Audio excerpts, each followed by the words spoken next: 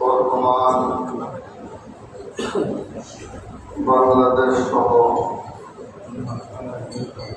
পৃথিবীর প্রত্যেকটি দেশে যেখানে মুসলমান জাতি ইমানদার রয়েছে, বিশেষত সকল মুসলিম দেশে মুসলমানদের এই দুর্যোগ এবং সংকটময় মুহূর্তে আল্লাহ আমাদেরকে নিরাপদে সুস্থ রেখে আল্লাহ রহমত দয়া মেহেরবানি করে জুমার নামাজ আদায় করার জন্য উপস্থিত হওয়ার তৌফিক প্রদান করেছেন। আলহামদুলিল্লাহ।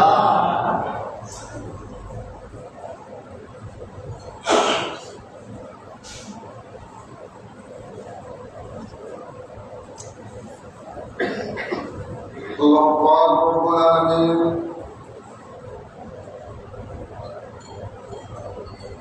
পবিত্র কালামে পাকের মধ্যে ইরশাদ করেন, ইন্নাল আরদা ইয়ারিথুহা ইবাদিয়াস সালিহুন।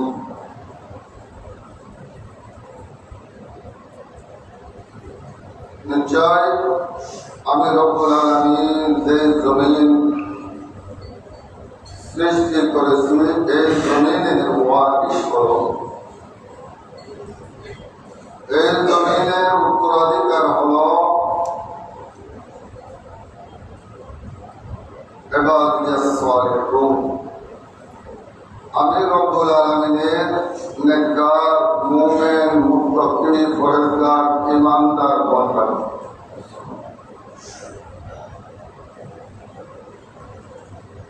গোটা পৃথিবী আল্লাহ সৃষ্টি করেছেন এবং জমিনের যুদ্ধ প্রকৃত উত্তরাধিকার বানিয়েছেন।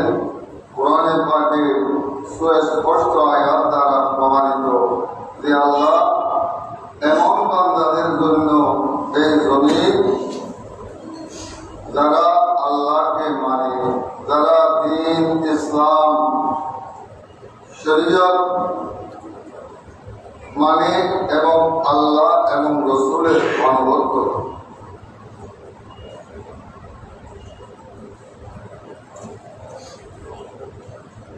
কিন্তু বর্তমান অবস্থার পরিপ্রেক্ষিতে গোটা পৃথিবীতে দেখা যায় সবচাইতে গোটা পৃথিবীর মধ্যে নির্যাতিত, মজলুম, অসহায় একমাত্র মুসলিম জাতি।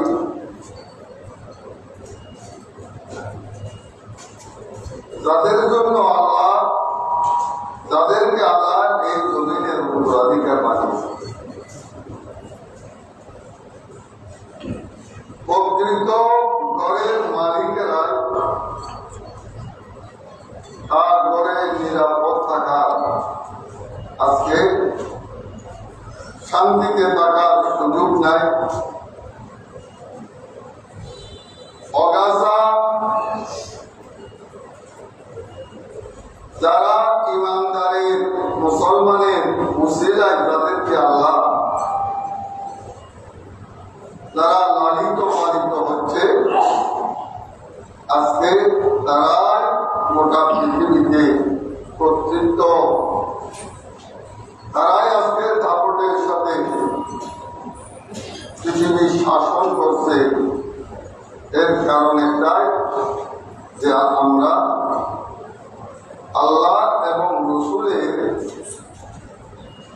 কর্মবর্তারিছি, আনুগত্যের চেয়ে আমরা নাফরমানির মধ্যে আমাদের কাজকর্ম সময় বেশি অতিক্রম করি। এই আয়াতের অর্থের দিকে এই আয়াতেরও ব্যাখ্যা করেছেন আল্লামা ইকবাল, সিনো আরব হামারা, হিন্দুস্তান হামারা। চীন, আরব, আজম, গোটা পৃথিবী তো আমাদের মুসলমানদের। মুসলিম হে হাম, ওতন হে সারা জাহান হামারা। আমরা মুসলমান, গোটা বিশ্ব পৃথিবী হলো আমাদের জন্মভূমি, আমাদের দেশ। সেখানে আল্লাহ বলতেছেন ইন্নাল আল্লাহ ইয়ারিদুহা ইবাদিয়াস সালিহুন। এই আয়াতের ব্যাখ্যা করেছেন এই জমিনের প্রকৃত ওয়ারিশ হচ্ছে আল্লাহ, নেককার, পরেজগার, সব ইমানদার বান্দাগণ, মুমিনরা।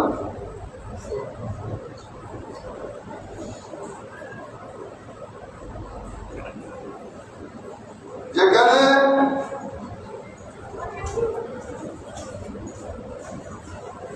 তাদের জন্য এই জমিনকে বানানো হয়েছে, আজকে সেই জাতি বড় অসহায়। এর কারণ একটা আল্লাহর মাহবুব নবী হাদিসে পাকের মধ্যে ইরশাদ করেছেন, তারাকতু ফিকুম আমরাইন, উম্মত আমি তোমাদের জন্য দুইটা জিনিস রেখে যাচ্ছি, লাম তাদিল্লু মা তামাসসাকতুম বিহিমা। যতক্ষণ তোমরা এই দুইটা জিনিসের ধরে রাখবে, এই দুইটা জিনিসের উপর অবিচল অটল থাকবে, ততক্ষণ পর্যন্ত দুনিয়ার কোন ঝড় তুফান, কোন বলা মুসিবত বিপদ তোমাদেরকে ক্ষতিগ্রস্ত করতে পারবে না। সঠিক পথ থেকে তোমাদেরকে দূরে সরিয়ে দিতে পারবে। কিতাবুল্লাহ ওয়া সুন্নাহ, একটা হলো আল্লাহর কিতাব, আর একটা হলো আল্লাহর মাহবুব নবীর সুন্নাহ। এবং আল্লাহ বলেছেন ওয়াতাসিমু বিহাবিলিল্লাহি জামিআ। বান্দা তোমরা আমি রব্বুল আলামিনের যে রশি, যে কোরআন এবং আমার মাহবুব নবীর যে হাদিস, এগুলো তোমরা আঁকড়ে ধরো। হযরত জাফর সাদিক রাদিয়াল্লাহু তাআলা আনহু ওয়াতাসিমু বিহাবিলিল্লাহ, এই হাবিলুল্লাহ আল্লাহর রশির দাবি, এটার তাফসীর করতে গিয়ে উনি বলেন হাবিলুল্লাহ মানে আল্লাহর মাহবুব নবীর ঔলাদ পর্যন্ত যারা সত্যিকার দ্বীন এবং ইসলামের উপর অবিচল থাকে, তোমরা তাদেরকে আঁকড়ে ধরো এবং কোরআনকে তোমরা আঁকড়ে ধরো। অর্থাৎ কোরআন এবং সুন্নাহ যদি তোমরা আঁকড়ে ধরো, তাহলে কোনোদিন তোমাদেরকে কেউ ক্ষতিগ্রস্ত করতে পারবে না। তোমরা সঠিক পথ থেকে দূরে যাবে না, তোমরা সিরাতাল মুস্তাকিম থেকে তোমরা দূরে সরে যাবে না।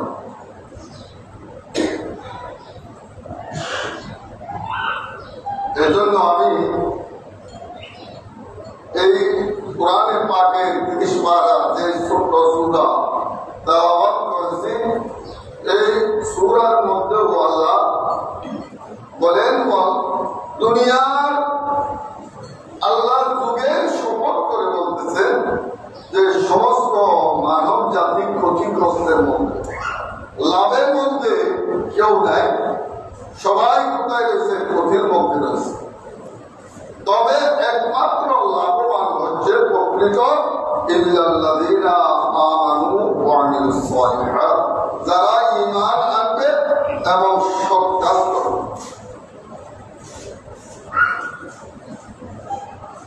ওয়া তাওয়াসাউ বিল হক, এবং একে অপরকে সত্যের কথা বলবে।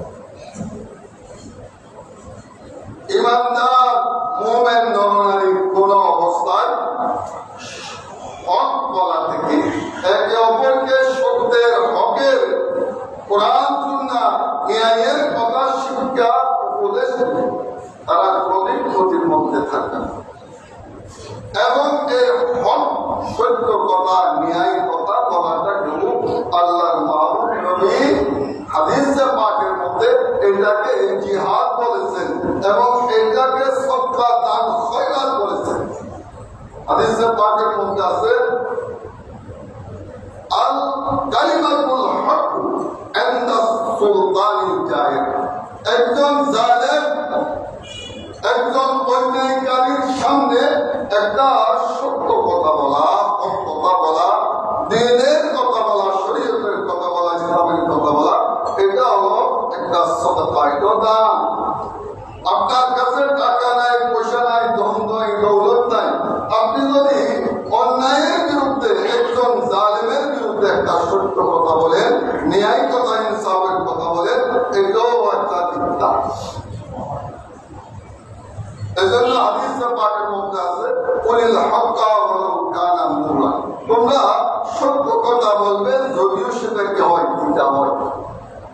কারণ আল্লাহর মাহবুব নবী জানেন এমন একটা সময় আসবে, যে সময় আসলে মানুষ হকের কথা বলবে, নামাজের কথা বললে, রোজার কথা বললে, ইনসাফের কথা বললে, অন্যায়ের বিরুদ্ধে কথা বলবে, মানুষ পছন্দ করবে না। এই জন্য আল্লাহ মাহবুব নবী বলে দিয়েছেন ওয়ালাউ কানা মুররা, তোমরা সত্য কথা বলতে থাকবে যদিও মানুষের কাছে সেটা তিক্ত হয়, অপছন্দ হয়। এরপরে আল্লাহ বলছেন ওয়া তাওয়াসাউ বিস সাবর, একে অপরকে ধৈর্যের কথা বলা বলবে, উপদেশ দিবে সবর। এবং আল্লাহর একজন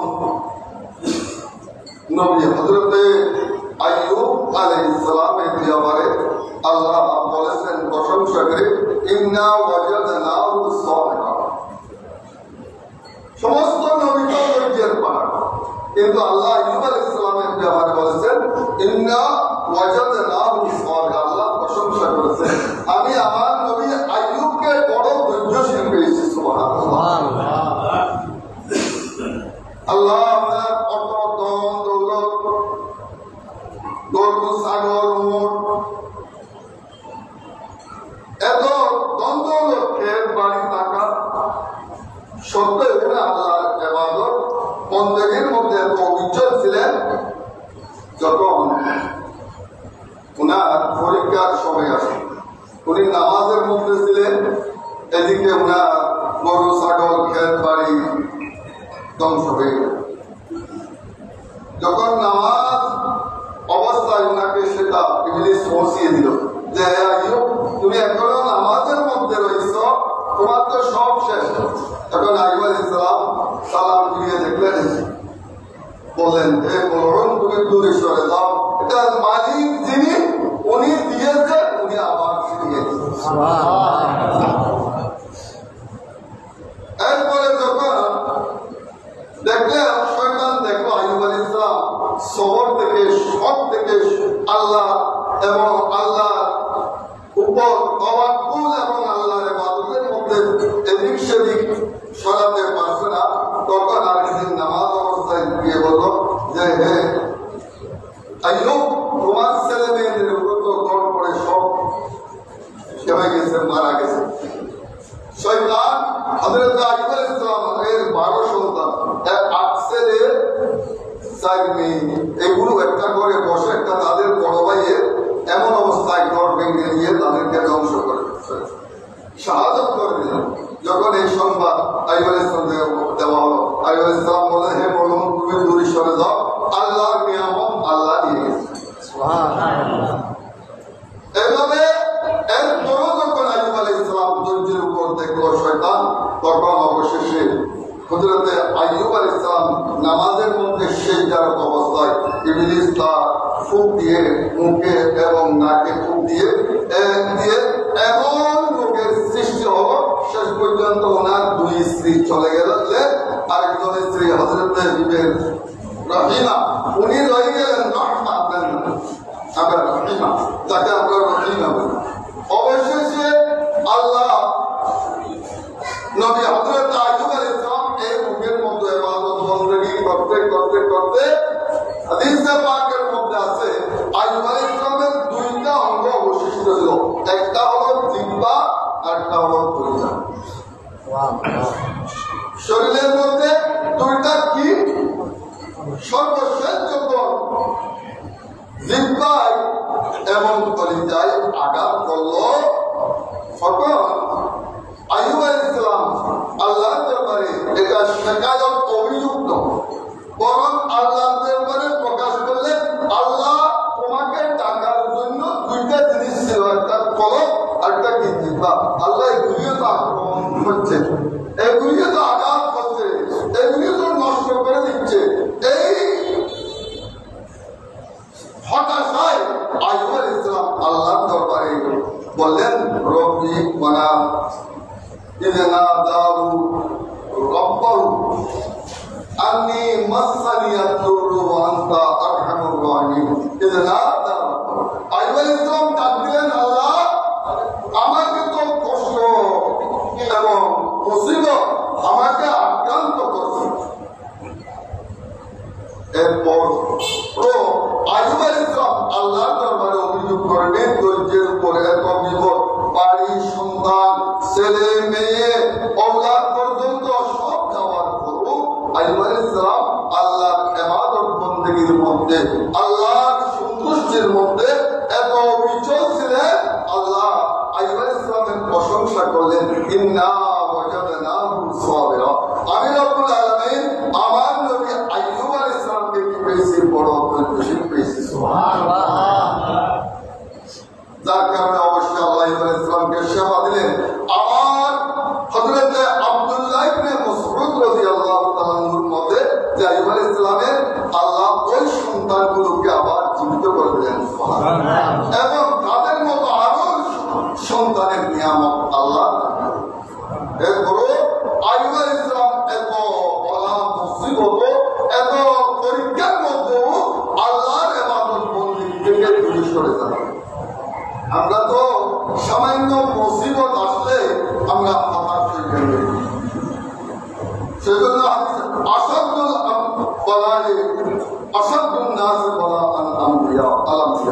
সব চাইতে জমিনের মধ্যে বেশি পরীক্ষার সম্মুখীন হয়েছেন আপনি। এরপরে তাদের পরে যত বড় মর্যাদা ছিল তার পরীক্ষাও সেরকম।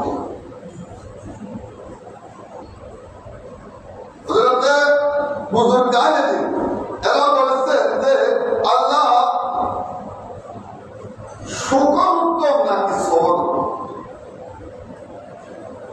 তাসাউফের তরিকতে ইমামগণ বলছেন যে শুকরের চেয়ে সবর, কারণ শুকরের মধ্যে আল্লাহ বলেছেন লাইন শাকারতুম লাযিদান্নাকুম। বান্দা যদি তোমরা শুকরিয়া করো আমি রব্বুল আলামিন তোমাদেরকে বাড়াই দেব। সুবহানাল্লাহ।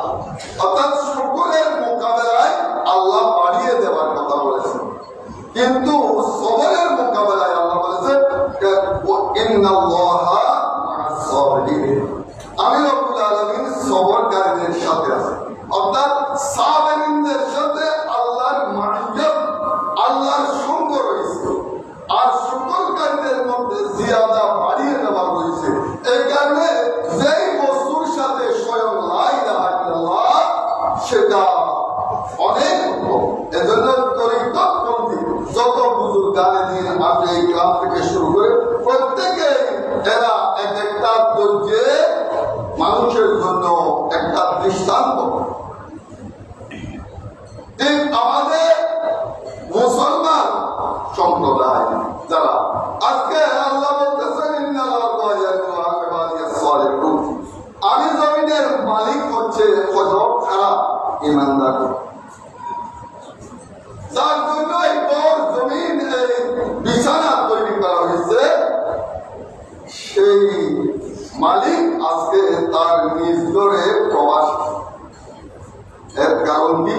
মুসলমানরা নিজেদের স্বার্থের জন্য একমাত্র এই যে বাগদাদ উপমহাদেশে প্রায় 700-800 বছর শাসন করছে তারা মুসলমানেরা। ব্রিটিশ আমলে পূর্ব পর্যন্ত প্রায় 700-800 বছরের কাছাকাছি মুসলমান সম্রাটরা করেছে। তো যেখানে মুসলমান 700-800 বছর শাসন করেছে, সে দেশে আবার আজকে মুসলমানের এই দশাটা। কারণ আমরা মুসলমানগণ আমাদের পক্ষ থেকে দূরে সরে যাচ্ছি। দেখা গেল এরা মুসলমানরা অনেক মুসলিম সম্রাট হয়েছে, বড় বড় বুজুর্গ। আমার কতগুলি সম্রাট যারা ছিলেন, যারা দুনিয়ার লোভে, যেমন সম্রাট উপর দিনে এলাকা প্রতিষ্ঠা করে মুসলমানদেরকে মধ্যে বিচ্ছিন্নতা সৃষ্টি করেছিল। এভাবে অনেক মুসলিম সম্রাট ছিল যারা দুনিয়ার লোভে, যারা ক্ষমতা টিকিয়ে রাখার জন্য অনেক অপকর্ম করেছে। উদ্দেশ্য তার ক্ষমতাকে বাঁকাপুক্ত করা, মুসলমান এবং ইসলামকে এই দেশে মজবুত করানো। যার কারণে আজকে যাদের দিকে দেখলে বিরোধীরা ভয় পাওয়ার কথা ছিল, আজকে তাদেরকে এই সেই বিরোধীরা মুসলমানদেরকে আক্রমণ করার সাহস পাই করতে। নিশ্চয় আমাদের মুসলমানদের যে গৃহযুদ্ধ রয়েছে, আমরা একে অপরের প্রতি খানাখানি করতেছি। গৃহযুদ্ধ মুসলমান যেমন গতকালকে শেরপুর মুর্শিদপুর দরবারে আক্রমণ করে গরু ছাগল থেকে শুরু করে এমনকি মসজিদে আগুন দিয়ে কোরআন হাদিস কোরআন পর্যন্ত পুড়ে ফেলা হয়েছে, যেগুলি গতকাল পুরা বাংলা। তাহলে মুসলমান যখন মুসলমানকে আক্রমণ করছে, এই সুযোগটা নিচ্ছে কারা?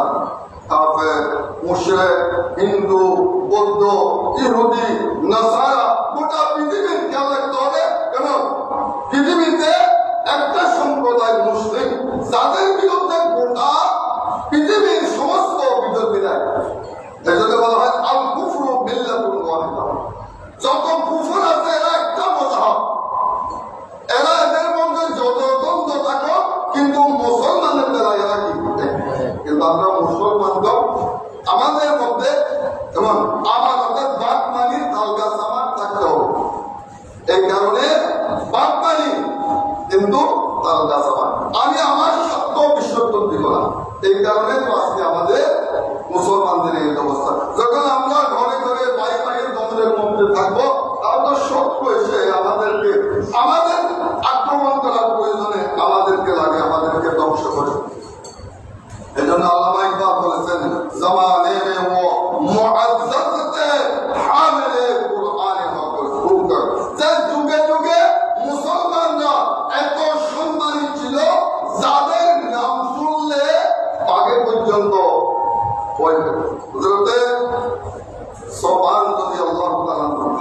যখন শহরের মধ্যে, যখন রাস্তায়, যখন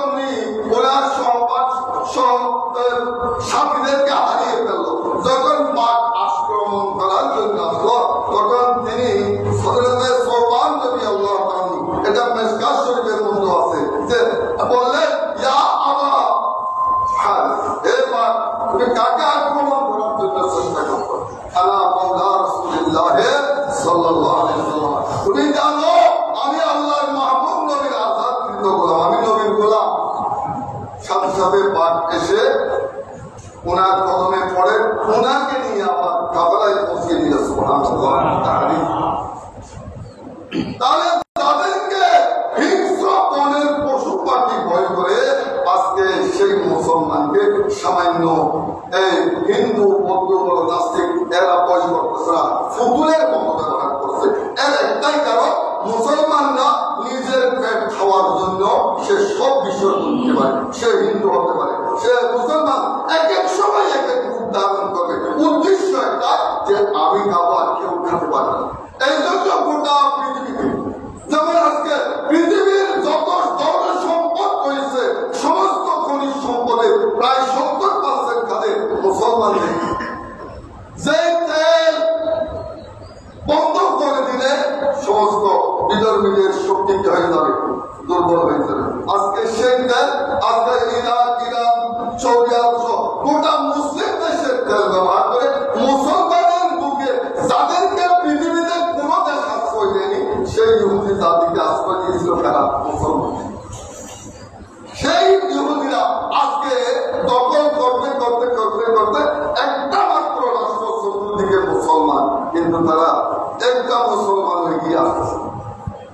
আমাদের এই দুর্দশা না হয়ে কোথায় যে মুসলমান আল্লাহ বলছেন ইন্না সাফা ওয়াল মারওয়াতা মিন শাআইরিল্লাহ, আল্লাহ কোরআনে পাকের মধ্যে স্পষ্ট বলেছেন সাফা পাহাড়, মারওয়া পাহাড়, এগুলি আমি খোদার একটা বড় নিদর্শন। তাহলে পাহাড় যদি নিদর্শন হয়, আল্লাহর আউলিয়া ইকরাম, আল্লাহর কোরআন, আল্লাহর মাহবুব নবীর এই যত স্মৃতি বিজয়, এগুলি তো সবচেয়ে আরো বড় নিদর্শন। সেই নিদর্শনে যখন তুমি মুসলমান আক্রমণ করতেছ, এভাবে দ্বন্দ্ব ফিতনা ফসাদ সৃষ্টি করতেছ, তুমি মুসলমানের বেইজ্জতি মাইর ছাড়া কিছুটা নাই। আল্লাহ পাক রব্বুল আলামিন আমাদেরকে যে আল্লাহ শিখেন, আল্লাহ বলতে সমস্ত মানুষ প্রতিগ্রন্থে একমাত্র যারা ঈমান আনবে বা আমালে সালেহা করবে, একে অপরকে সত্যের উপদেশ দিবে এবং ধৈর্যের শিক্ষা দিবে, এই চারটা সিফত গুণ বৈশিষ্ট্য যার মধ্যে পাওয়া যাবে, সে দুনিয়া আখিরাতে ক্ষতিগ্রস্ত হবে না। আল্লাহ পাক রব্বুল আলামিন আমাদেরকে আমাদের বাকি হায়াত অন্তত কোন সময় কার শেষ সময় হয়ে যায়, আল্লাহ আমাদেরকে বাকি সময় অন্তত আল্লাহকে ভয় অন্তরে এনে দুনিয়াবি লোভ লালসা হিংসা বিদ্বেষ ছেড়ে দিয়ে আল্লাহ এবং রসুলের পথে বাকি জীবন কাটানোর তৌফিক দান করুন। আমিন। ওয়া আখিরু দাওয়ানা আনিল হামদুলিল্লাহি রাব্বিল আলামিন। আসসালামু আলাইকুম।